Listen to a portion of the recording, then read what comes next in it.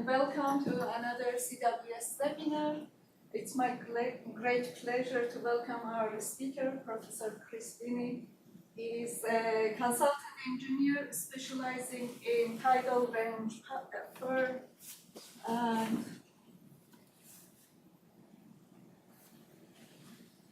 and land design with an emphasis on minimizing environmental and maximizing community impact.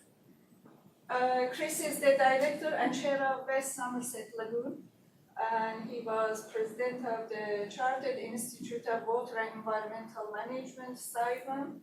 He is fellow of ISBE, Institute for Civil Engineering, and has been fellow of Royal Academy of Engineering for over 30 years.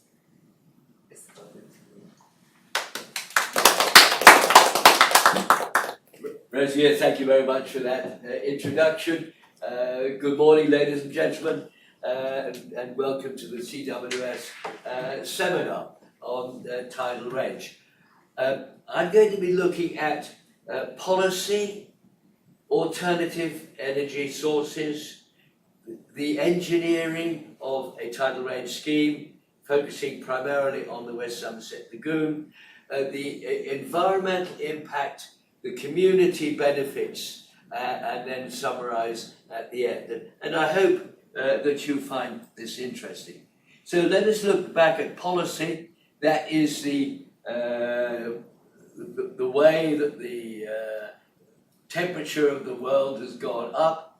And you can see that up until about 1950, it was there or thereabouts. And since then it has gone up, and it is now at 1.5 degrees centigrade, which is what was originally taken as the limit at which we could be certain that it wasn't going to go astronomically off the scale. So, what have countries actually done? On the left is the black, is the past emissions. The green is what we as a world need to do in order to keep below the 1.5 target. The yellow is the pledges, and the blue is what current policies through the world actually show. And you can see that we have got a bit of a shortfall there. So, what about this country? Well, the prognostication is we're going to have to double our electricity generation, and you can see the reasons why there. Oh. Have I done something silly? Don't worry.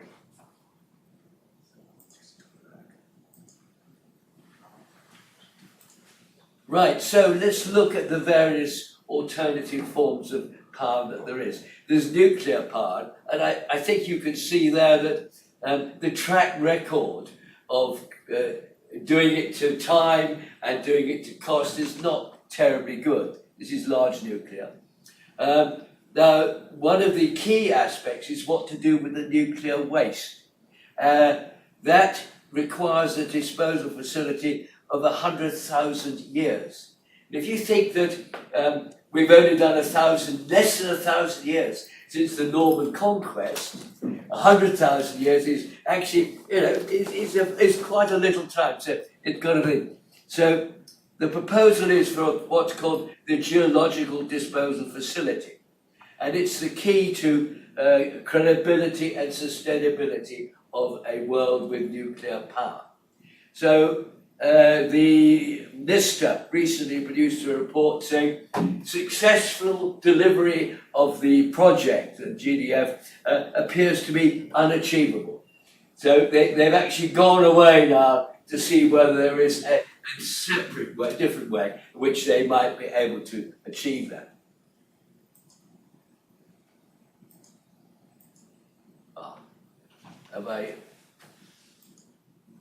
So let's look at other forms of generation. There is solar power. Now, there are two things about solar power. One is a loss of agricultural land, and one of the most recent schemes takes out 3,000 acres of that. And the other is it has no inertia. And you may remember that best part of a year ago, Spain, all the electricity supply went down. Traffic lights, utter chaos. And it took them a couple of days or so to get the system back. The reason being, very large proportion of solar, and there isn't the inertia in solar. So that has problems. Offshore wind, that has turbines, a life of 20 to 25 years. It's got to be repowered after then, or they've got to take the entire substructure away from the seabed. So the other issue is that it does not include the cost of the electricity transmission link from the offshore to the onshore, and some of that can be 100 kilometres or 150 kilometres. So the quoted cost does not include that. Will you excuse me just a moment?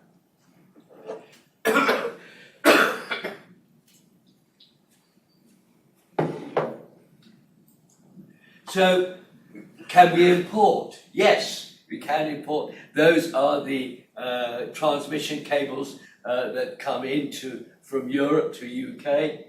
Are they secure? Well, maybe. This is the Baltic Sea, and the red is last winter, where Russian-linked ships dragged up the cables and broke them. And so you can see our transmission cables, are they secure against sabotage? Not really. So what have we got for wind also? We've got a lot of wind power in the north of the country, Scotland there, but the main demand for the electricity is down in the south.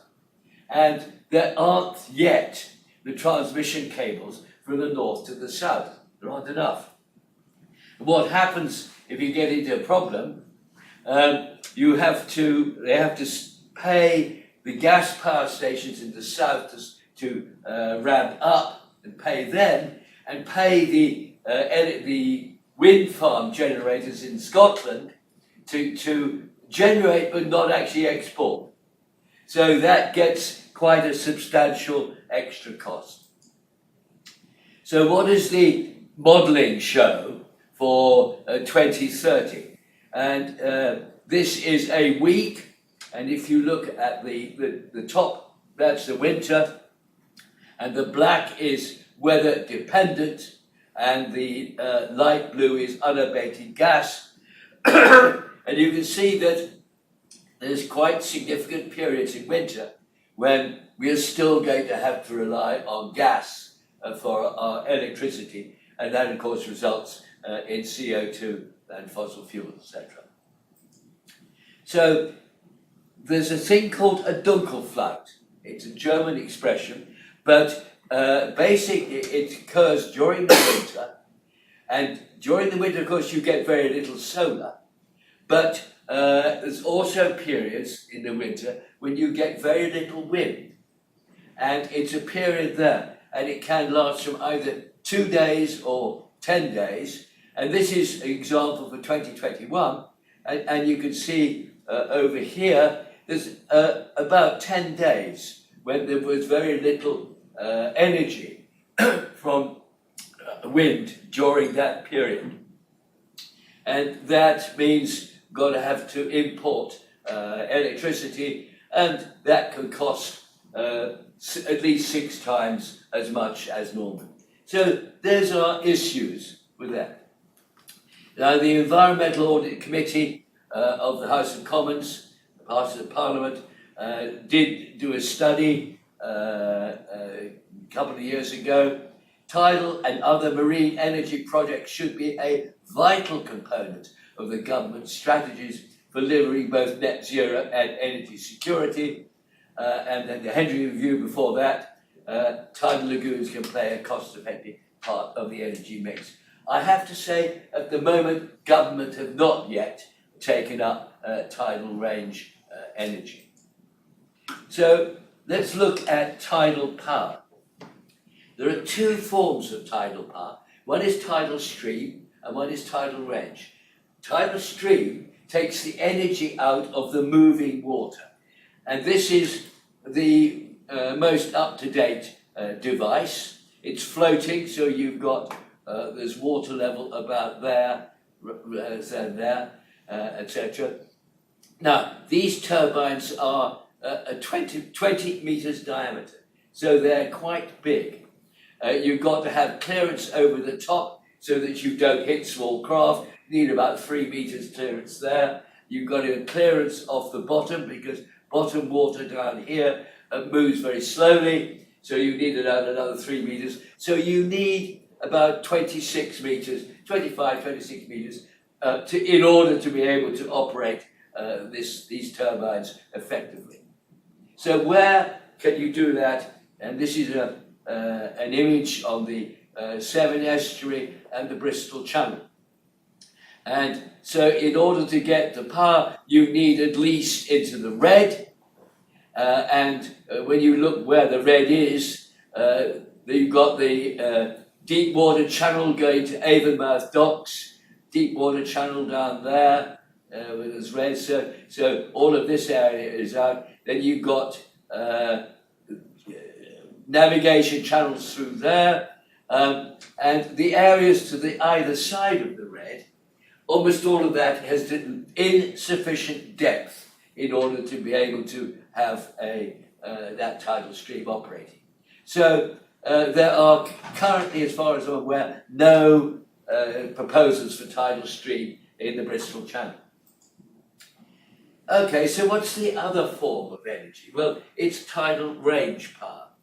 This is an image of a tidal range. It's very like a low-head turbine for hydropower, and you've got on the right-hand side the seawater level, on the left-hand side a lagoon level, and it generates power by the difference in head between the one side and the other.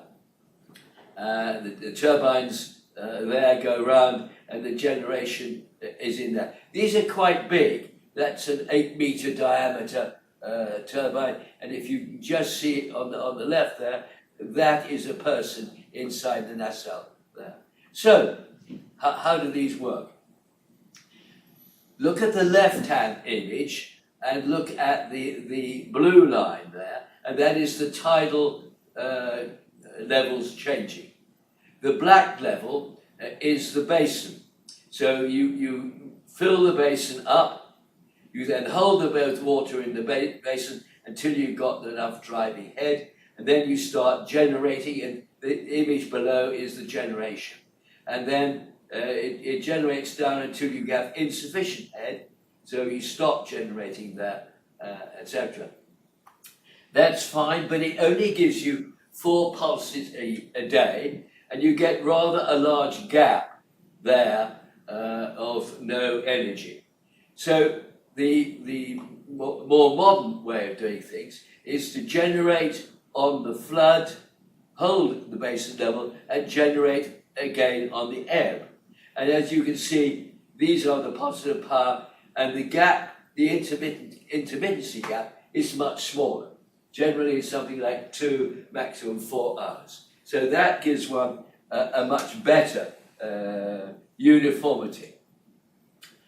What you can also do with these turbines is you can pump.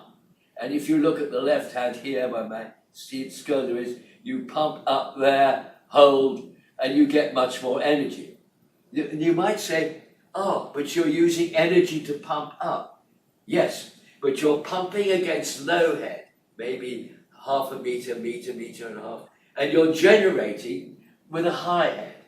So you're generating the same water through 3, 4, 5 meters. So the net result is you can show a 10% energy gain if you operate the turbines in this form. Now, is that the only flow? No, there's an element with tidal range power of flexibility.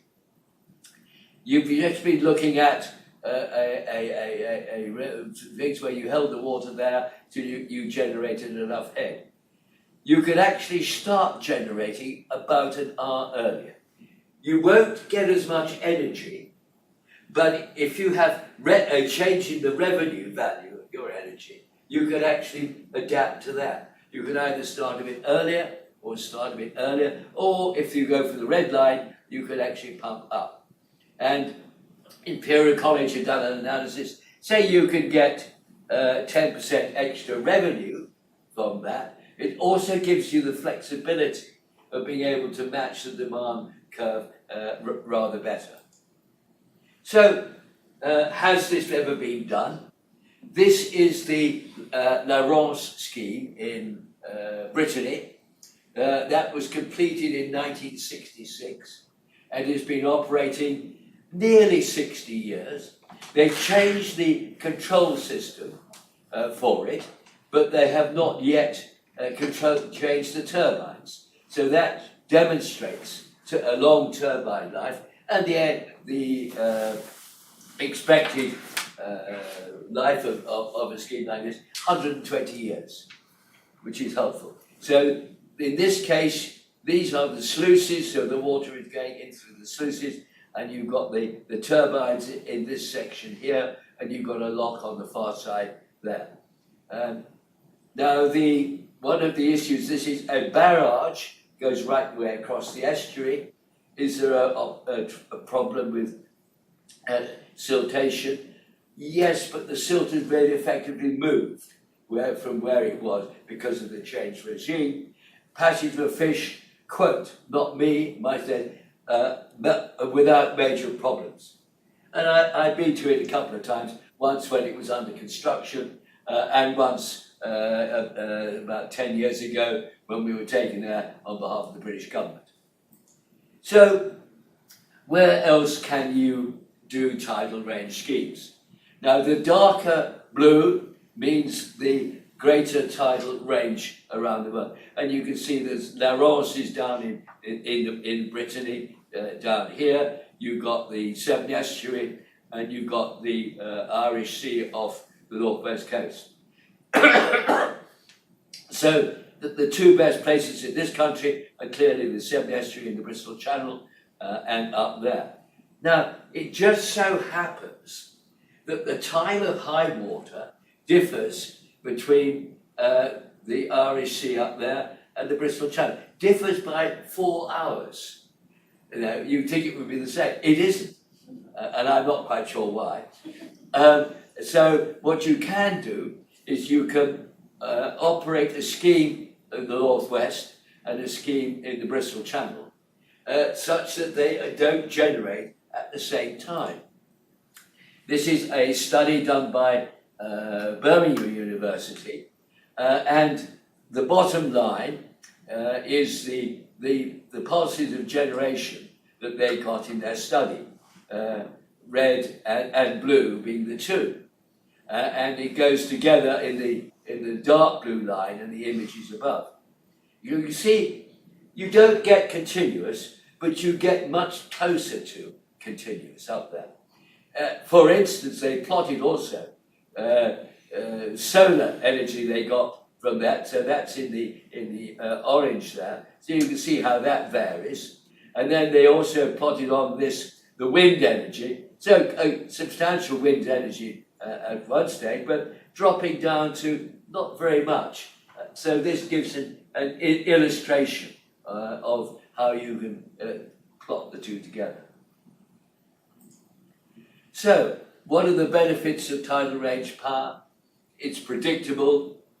It's based on the sun and the moon. They're not going to change with climate change, luckily. It's reliable, proven technology. You've seen Lagoon, but there's also a scheme called Siwa in South Korea. It's indigenous. It's got some flexibility of operation. It's got no waste to dispose of. Got a long life at 120 years, and it's nearer the areas of high demand, which are really Bristol and Cardiff and Liverpool. So, what are the schemes that have been considered? This is the Severn Barrage. You've got it's Weston-super-Mare on the right, and across to Cardiff. I've lost my cursor, my fault. and Cardiff on the left. And this was the front-running scheme 15 years ago. Some of the problems with this is that you've got Avonmouth docks up here, so all of the shipping has to go through the locks that are in the scheme. And that takes about 40 minutes for a big ship each way. And so Bristol Port delegates this scheme, as you can imagine. And it was not a terribly good scheme in other reasons. A lot of impedance of environmental as well. So some of us came away from that study and said, can we do things better? Now this image here, you've got the Severn Estuary on the right. Come on, where are you? There we go. You've got the Severn Estuary here. That light green is the special area of conservation under the Habitats Directive. The dark green up here is the special protection engineer area under the Birds Directive. So these are very environmentally sensitive areas, and the Severn barrage was across there within it. So we said, right, why don't we go to the West Somerset Lagoon, which is outside those environmental areas. And this is what it would look like. It's a semicircle, because, you know, if you think about it, the cost is in the wall length largely. So that's 2 pi r. The energy is in the area of the lagoon. That's pi r squared. So if you can increase r, you lower the cost of energy. So this is what we did. This scheme runs from Minehead on the west to just east of Watchet on the west. To the left of that, you're into the Exmoor National Park. To the right of that, you're into the Quantock protected area. So the red blobs are the turbine blocks. The greens are the sluices. It's about 80 square kilometres. And the cost has gone up since then because this was produced a few years ago. It's now about 11 billion. So, okay. So that's the programme. You must have the environmental studies. Very important that not to mess up the environment. You've got to have at least 2 years for that. And then you've got the process of getting permission, and then you've got construction and closure. So that's about a dozen years from current to actual producing power. Now that is a problem because parliamentarians are on a 5-year cycle of elections. So any parliamentarian say, oh Lord, that's 2 cycles of parliamentary elections. Will I still be in power in 2 cycles' time? So that is one of the downsides of such a scheme. This is a cost comparison of the various schemes. Types of energy generated. You've got solar up there, about £50 per megawatt hour. You've got onshore wind at 59. You've got offshore wind fixed at 81. But offshore wind does not actually include the cost of the link from the offshore turbines to the shore. So it's probably a bit more than that. The Severn Estuary Commission looked at the cost of tidal range and produced a report in March, and they said it will be between 64 and 85 pounds per megawatt hour. So you can see that the variation be depending on the weighted average cost of capital. So tidal range is competitive with many of the others. If you look at the other funds below that gap, you've got nuclear, which is substantially more, floating offshore wind, a lot more. Tidal stream, 170, and wave is ready in the research side, it's about £250 megawatt hour. So it gives you some idea of the comparison. So potential additional revenue, we talked about this somewhat already, the time of variation. There's also, because you produce a lagoon, which will then be protected from waves, you can put floating solar panels on that, or batteries, etc. This is a floating solar farm near London. It does vary by about a similar amount, 15-20 metres, depending on the water, but that's over a longer period of time. But it does demonstrate that you can have floating solar working well. Are there employment benefits? So I'm now into the other benefits. Yes, in the construction yard for the caissons, you can have quite a lot of people, etc. What are the other things? There's coastal erosion. These are two images of the coast within the basin area. The tidal range wall would protect these areas from coastal erosion. There is the coast path within the basin area, and you can see the coast path has had to be closed and diverted away from the coast. This is somebody else's prediction of sea level rise effect near Minehead.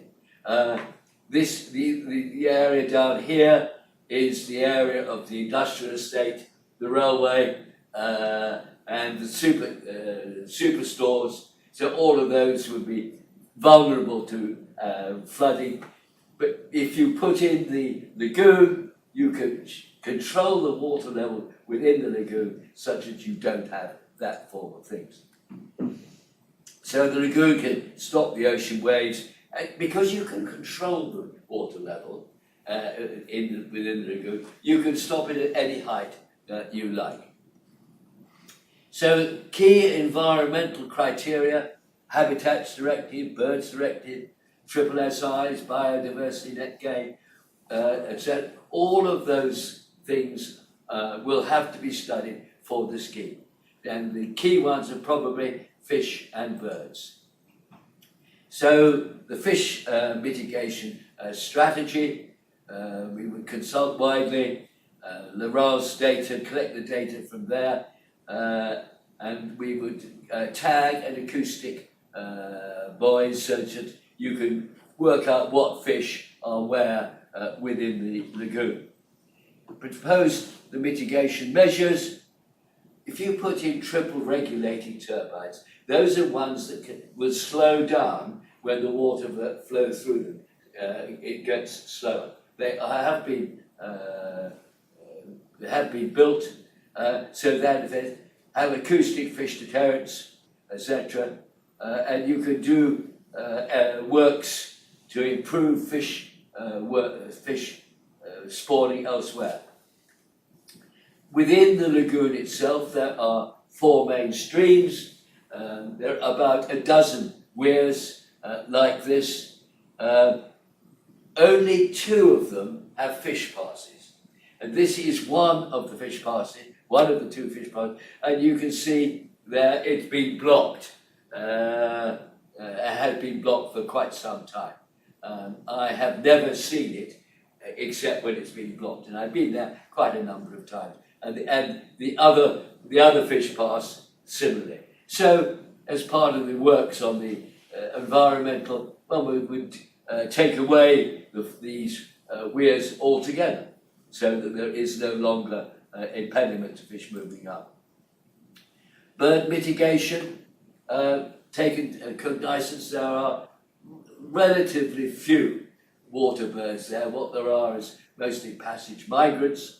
Those are quite often disturbed by dogs and dog walkers on the beach, etc. So we would provide resting islands, things like that. So what are the community benefits? Calmer water within the lagoon means that you can actually have much more water recreation. This is an all-tide floating marina. Those are recreational fishing, high-speed ferry link, etc. So this is an image of the future. You've got Minehead behind you. You've got North Hill over here. You've got the wall that is the lagoon wall. Inside it, you've got a lock going in there in case it's a dredger-sized lock, in case you have a sedimentation. And there's your 300 berth marina and sailing. And on the outside, there's the ferry terminal going across to Wales, so you can get people coming backwards and forwards in a high-speed ferry terminal. And there's a guy who's very keen on putting that in. You know. So what does the lagoon look like in full time? This is the lagoon wall on the outside. You can see with the turbines and the sluices in between. Those are the floating solar panels there. And those come up to about 250 megawatts. So significant amount of solar energy as well.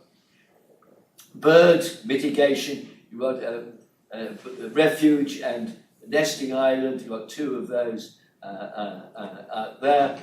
And over in near Minehead, we've got the marina, etc., and the ferry terminal there. So there's quite a bit of community benefit as well.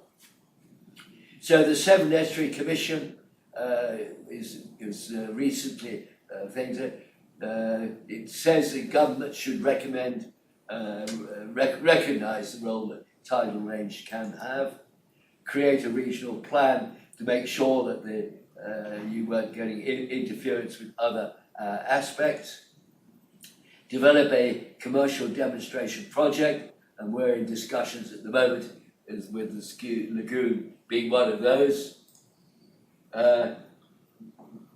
The Severn Estuary Commission looked at 6 tidal range schemes. It threw out the barrages because they impeded navigation. It threw out one of the Cardiff Lagoon because that has environmentally too much impact. It threw out the Swansea Lagoon because it was not sufficiently large to be commercial, leaving 2, one on the Welsh side and the West Somerset Lagoon on our south side. So, and the Commission said should develop funding, particularly using regulated asset-based model, and take a strategic approach to mitigation and compensation delivery. So, final slide. What are the benefits of the West Somerset Lagoon? Proven technology, predictable output. Power is quite large at 2,500 megawatts. That's nearly the size of a nuclear power station. It's able to have floating solar as well. With batteries or with pump storage, you could get continuous power. It's got good security from sabotage. With RAB financing, it has energy costs lower than nuclear and most other forms. There's good employment and construction employment, 120-year life. Likely is limited environmental impact with mitigation measures, coastal protection, water sport area, and a ferry terminal, and heartland for the local community. So, that is the end of my presentation. It's now your turn to come back to me, your presentation. So, questions? Thank you very much. Yeah, we'll take some questions from participants in the room, but if you have got any questions, please raise your hand and I will open the floor to you guys as well, those of you online. So any questions in the room? Yes, please. Thank you for that. Really, really interesting. How does you say that the power output is 2,500 megawatts. How does it vary with springs and neap tides? Significantly. Yeah. You're absolutely right. That is the peak. It's power up to that. That is a spring tide power. I haven't got the figures of it, but my memory is it drops down to about half at neap tides. Okay. Thank you. Yes. Have you presented this to the communities and what's the response been? I have presented it probably a dozen times to the community. You know, that's important because you have a community. Two responses to that. One was I did do a straw poll and I said, who's against? Oh, there were 37 people there. Who's against? 0. Who's neutral? 1. Who's for it? 36. And the general response is, why hasn't this been done before? So that's a general community response in the area. Interesting. Any other questions? Any questions online?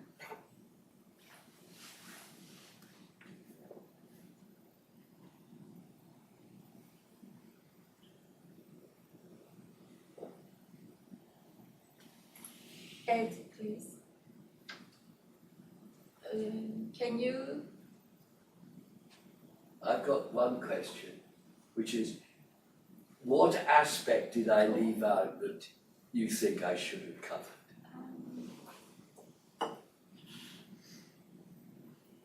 Sorry, Ed, I don't know how to turn Chris, on hi the Matt.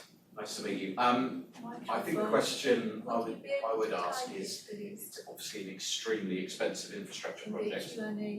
What is the comparative cost? I don't think, maybe I missed this, apologies for coming in late. What is the comparative cost of a nuclear power station or other alternative environmental schemes? I think I have put up nuclear power station. I think Hinkley is expected to cost 46 billion. Right. We are expecting to cost about 11 billion. Yeah. So they're both big numbers, Yeah. And they're both a lot more than the likes of a solar farm. But the thing is that we've got quite long life. With Hinkley, life is 60 years. Ours is expected life 120. So there are benefits like that. Does that help? Yeah, that was it. Thank you. Yeah. I'll ask another one. The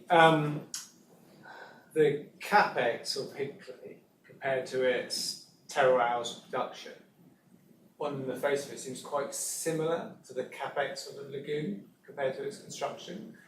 But I assume it's the levelized cost of energy value for the energy seems quite different. Is that because of the funding model using RAB rather than CFDs, or what's? I would have to go through the detail of that with you. But yes, I mean, one of the advantages of a tidal range is its nominal life's 120 years. Okay. So you take the energy over the 120 years. Okay, you have to discount costs and operation costs. Operation costs are quite low as well. You also don't have nuclear waste disposal costs, which I believe are not in the Hinkley cost. There are significant issues in that, and certainly I think the last cost I saw for the nuclear waste disposal, geological waste, I think was 35 billion. So you get to quite big numbers on the fringes of nuclear as well. Super, thank you. Does that help? It does, yeah. Okay. We have another question related to this online. Ed Kidwell is asking how would this be funded? Is it a mix of private and public funding? Good. How would this be funded? That's a good question. Up to now, it's been funded from our pensions.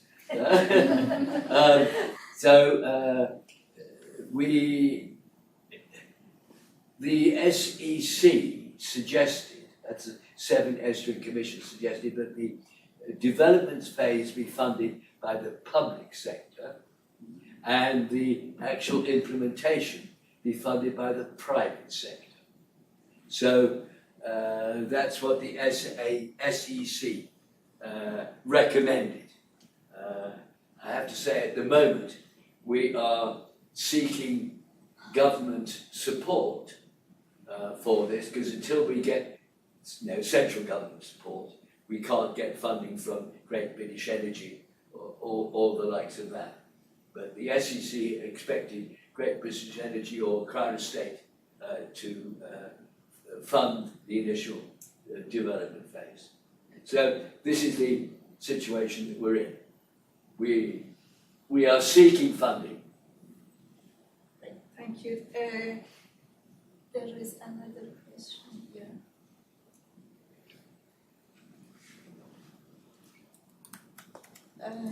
If one of the indirect benefits is to protect, I'll read it for.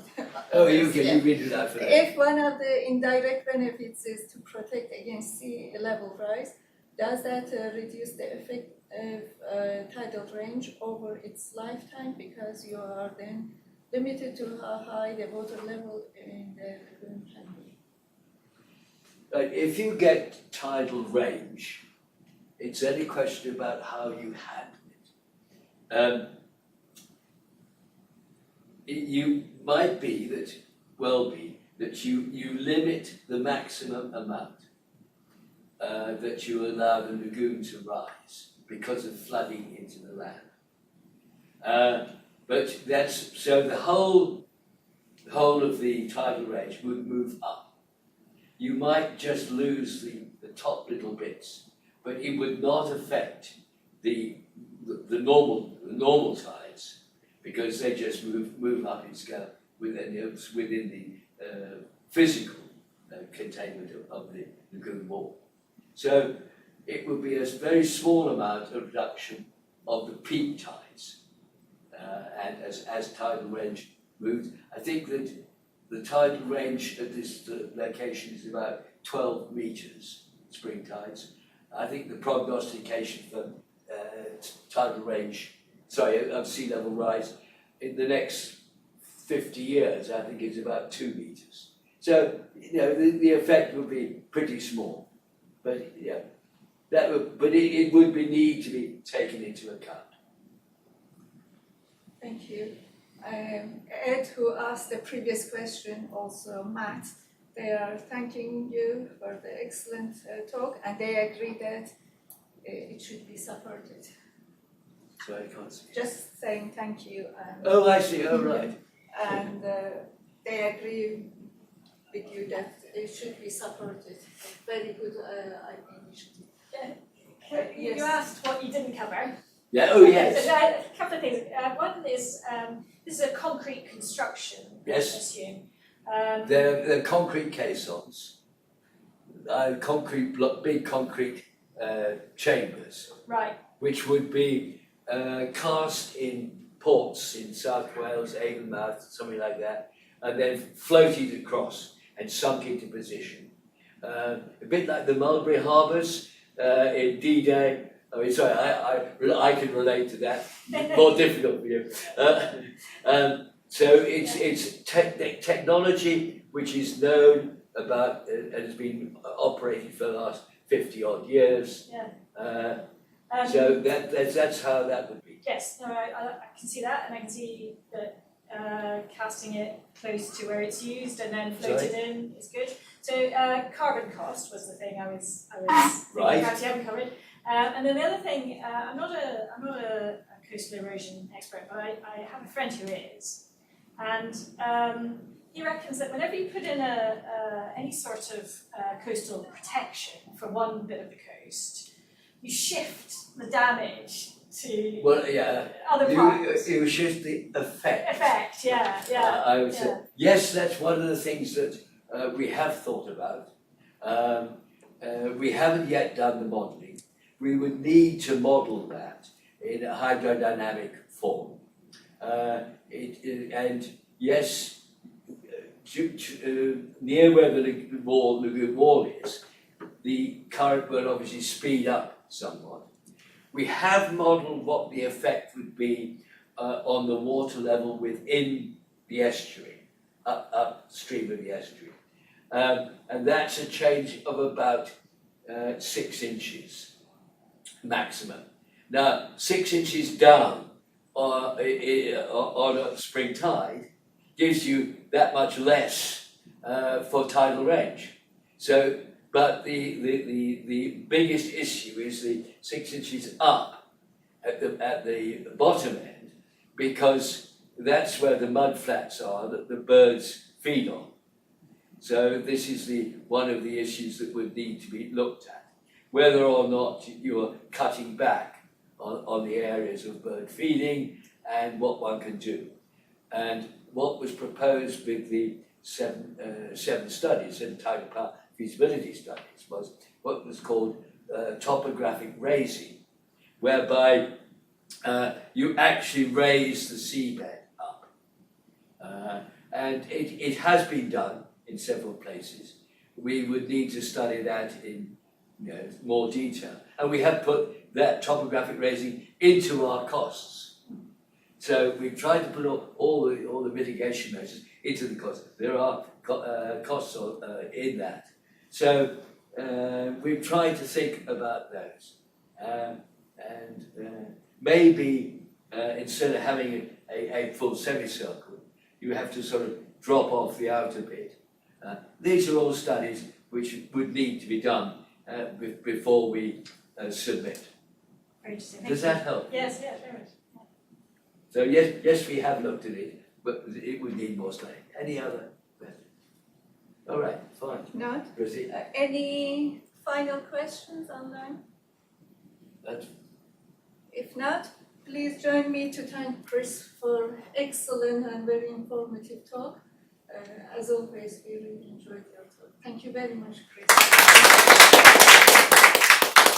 Thank you for your questions and guidance on that. Thank you. I hope that that's been helpful to you. Yeah, Thank you very much.